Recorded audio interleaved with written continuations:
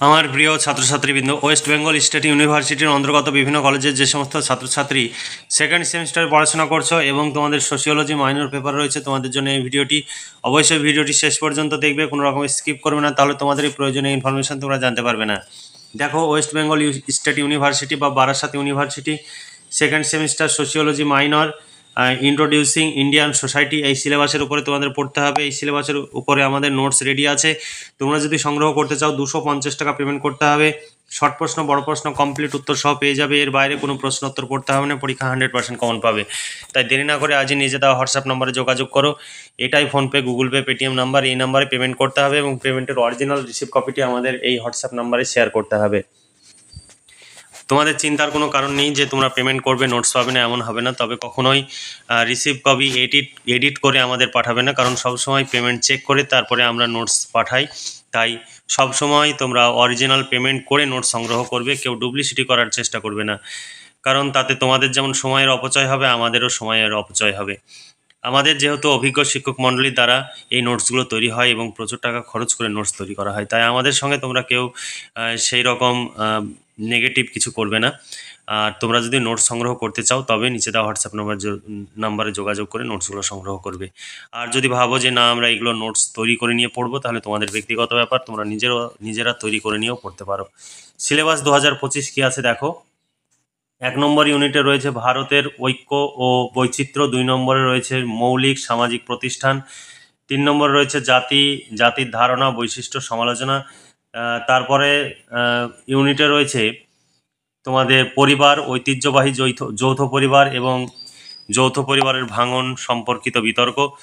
তারপরে তোমাদের ইউনিটে রয়েছে গ্রাম সংহতি এবং কৃষি শ্রেণীর কাঠামো। তারপরে সমসাময়িক সামাজিক সমস্যা এবং আন্দোলন, কৃষক আন্দোলন, তারপরে আছে দলিত আন্দোলন, তারপরে নারী আন্দোলন। এই ছিল তোমাদের সিলেবাস। এই সিলেবাস অনুযায়ী পড়তে হবে। এই সিলেবাস অনুযায়ী নোটস রেডি আছে। 250 টাকা পেমেন্ট করতে হবে। শর্ট প্রশ্ন, বড় প্রশ্ন সব উত্তর সহ পেয়ে যাবে। এর বাইরে কিছু পড়তে হবে না, পরীক্ষা 100% কমন পাবে। এছাড়া বাংলা, ইতিহাস, রাষ্ট্রবিজ্ঞান, এডুকেশন এই সমস্ত বিষয়ের মেজর, মাইনর, ডিএসসি সমস্ত পেপারের নোটস পেয়ে যাবে। প্রয়োজন হলে নিচে দেওয়া হোয়াটসঅ্যাপ নম্বরে যোগাযোগ করে তোমরা জেনে নিতে পারো তোমার বিষয়ের নোটস আছে কিনা। তাহলে পেমেন্ট করে দিলেই তোমরা নোটস পেয়ে যাবে। একটি পেপারের জন্য 250 টাকা।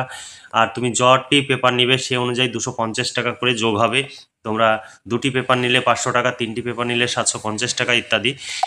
তোমরা চাইলে নিচে দেওয়া হোয়াটসঅ্যাপ নম্বরে যোগাযোগ করে সংগ্রহ করতে পারো। দেখো, 5 ও 10 মার্কের প্রশ্নের সাজেশন। 1 নম্বর প্রশ্ন, ভারতের বহুত্ববাদ সম্পর্কে আলোচনা করো, অথবা বহুত্ববাদ কাকে বলে এর বৈশিষ্ট্য আলোচনা করো, অথবা ভারতকে একটি বহুত্ববাদী সমাজ হিসাবে আলোচনা করো। এরপরে ভারত নামের উৎপত্তি সম্পর্কে আলোচনা করো।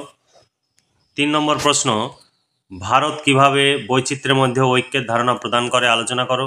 এখানে অনেক রকম করে অথবা দেওয়া রয়েছে, বিভিন্নভাবে প্রশ্ন আসতে পারে, সেইগুলোকে অথবা আকারে তুলে ধরা হয়েছে। যেমন এখানে অথবা দেওয়া রয়েছে যে ভারতের বৈচিত্র্যপূর্ণ ধর্মের মধ্যে ঐক্যের পরিচয় দাও। তারপরে রয়েছে মৌলিক সামাজিক প্রতিষ্ঠান। মৌলিক সামাজিক প্রতিষ্ঠানের মধ্যে আছে 1 নম্বর, মৌলিক সামাজিক প্রতিষ্ঠান বলতে কী বোঝো, বিভিন্ন প্রকার মৌলিক সামাজিক প্রতিষ্ঠানগুলির পরিচয় দাও।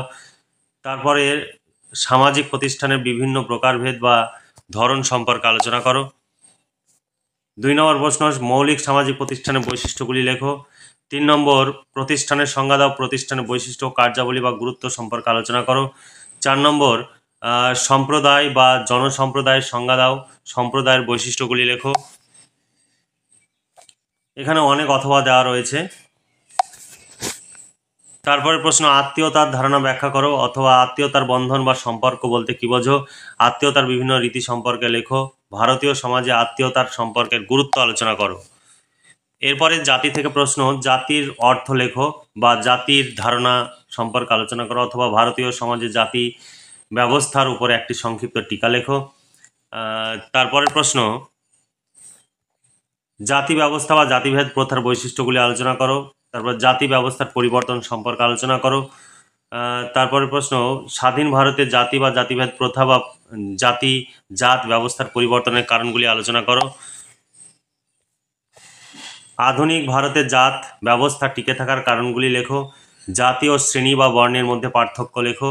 জাত ব্যবস্থার পরিবর্তনে নগরায়নের ভূমিকা লেখো। তারপরে উপজাতি থেকে প্রশ্ন, উপজাতির ধারণা ব্যক্ত করো অথবা উপজাতির অর্থ ও সংজ্ঞা লেখো, উপজাতির বৈশিষ্ট্যগুলি লেখো অথবা উপজাতির বৈশিষ্ট্যাবলী সম্বন্ধে সংক্ষেপে আলোচনা করো। তারপর প্রশ্ন, উপজাতির অর্থনীতির বৈশিষ্ট্যগুলি আলোচনা করো, উপজাতির অর্থনৈতিক দুর্গতি বা করুণ অবস্থার কারণ সম্পর্কে আলোচনা করো, উপজাতির প্রকারভেদ সম্পর্কে আলোচনা করো। এরপরে পরিবার থেকে প্রশ্ন, পরিবারের অর্থ সংজ্ঞা লেখো অথবা পরিবারের ধারণাটি ব্যাখ্যা করো, পরিবারের উপাদান সম্পর্কে লেখো, পরিবারের প্রকারভেদ সম্পর্কে লেখো, পরিবারের বৈশিষ্ট্যগুলি আলোচনা করো, পরিবারের কার্যাবলী আলোচনা করো, ভীষণ গুরুত্বপূর্ণ, পরিবারের কার্যাবলী সম্বন্ধে একটি সংক্ষিপ্ত টিকা লেখো। তারপর প্রশ্ন, পরিবার ব্যবস্থার কাঠামোগত কার্যগত পরিবর্তনের কারণসমূহ আলোচনা করো, পরিবেশ ব্যবস্থার সাম্প্রতিক প্রবণতা সম্পর্কে আলোচনা করো। 8 নম্বর প্রশ্ন, যৌথ পরিবারের ধারণাটি সংক্ষেপে আলোচনা করো। তারপর যৌথ পরিবারের প্রধান বৈশিষ্ট্যগুলি লেখো, যৌথ পরিবারের গুণ বা সুবিধা, দোষ বা অসুবিধাগুলি আলোচনা করো। যৌথ পরিবারের গঠন ও কার্যগত পরিবর্তনের সম্পর্কে আলোচনা করো বা ঐতিহ্যবাহী যৌথ পরিবারের ভাঙনের কারণগুলি আলোচনা করো। বিবাহ প্রতিষ্ঠান থেকে প্রশ্ন, বিবাহের অর্থ সংজ্ঞা লেখো বা বিবাহ ধারণাটি সংক্ষেপে আলোচনা করো, বিবাহের সংজ্ঞা দাও, বিবাহের বৈশিষ্ট্য সমূহ আলোচনা করো, বিবাহের বিভিন্ন ধরন বা প্রকৃতি সম্পর্কে আলোচনা করো, বিবাহের গুরুত্ব সম্পর্কে আলোচনা করো। এরপরে গ্রাম থেকে প্রশ্ন, গ্রাম কি, গ্রামের বৈশিষ্ট্যগুলি লেখো অথবা ভারতের গ্রামীণ সমাজের প্রকৃতি সম্পর্কে আলোচনা করো। তারপর প্রশ্ন, গ্রামীণ অর্থনীতি সম্পর্কে আলোচনা করো, গ্রামের প্রকৃতির গ্রামের পরিবর্তনের প্রকৃতি সম্পর্কে আলোচনা করো, ইংরেজ আমলে গ্রামীণ অর্থনীতির পরিবর্তনের কারণগুলি লেখো, ব্রিটিশ আমলে কৃষি বাণিজ্যিকরণের ফলাফল বা প্রভাব সম্পর্কে আলোচনা করো, স্বয়ংসম্পূর্ণ গ্রাম সমাজ কাকে বলে, স্বয়ংসম্পূর্ণ গ্রাম সমাজের প্রকৃতি বা বৈশিষ্ট্যগুলি লেখো। 7 নম্বর, স্বয়ংসম্পূর্ণ গ্রামের পতনের কারণগুলি লেখো অথবা স্বয়ংসম্পূর্ণ গ্রাম ব্যবস্থা ভেঙে পড়ার কারণগুলি ব্যাখ্যা করো। তারপরে প্রশ্ন, সমসাময়িক সামাজিক সমস্যা, সাম্প্রদায়িক ব্যক্তি কারা, সাম্প্রদায়িকতা সম্বন্ধে একটি টিকা লেখো।